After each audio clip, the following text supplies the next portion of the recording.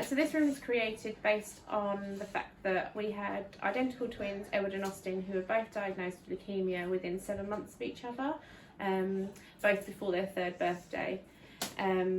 As a result of that, we spent an awful lot of time in hospital, and we wanted to make sure that we could give back to other families based on the things that we've experienced. So in the room we've got everything that you might find in a very tiny house.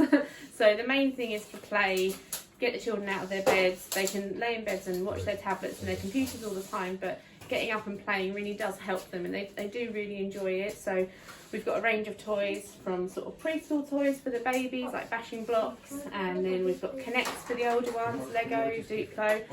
Basically any toy you can think of, we've tried to accommodate it in this room.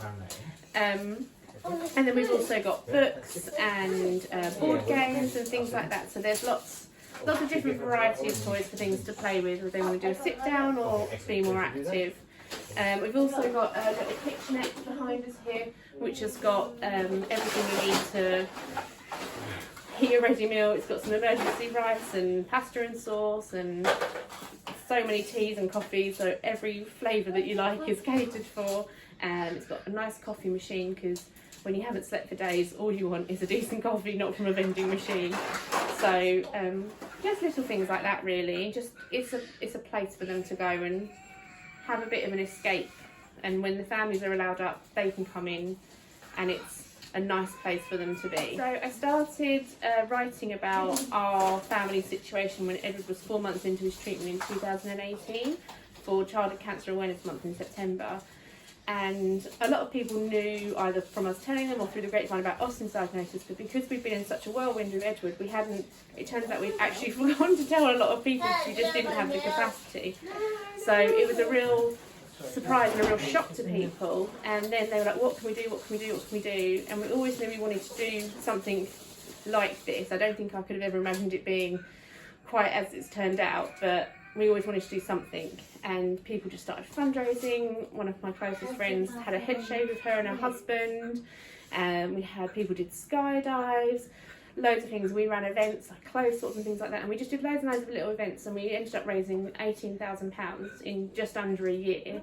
And then we'd continue. We had a full plan of events to go on last year, but obviously due to COVID and the fact that we were shielding for most of it, we had to cancel all those, which was a real shame. But the money we've raised, along with the support of a local society who fundraised for us, we've managed to do all of this and some other stuff, so that's really good.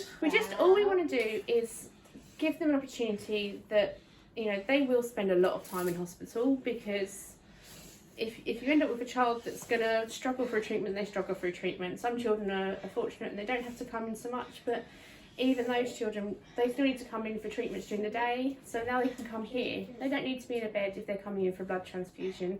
They can be in a chair.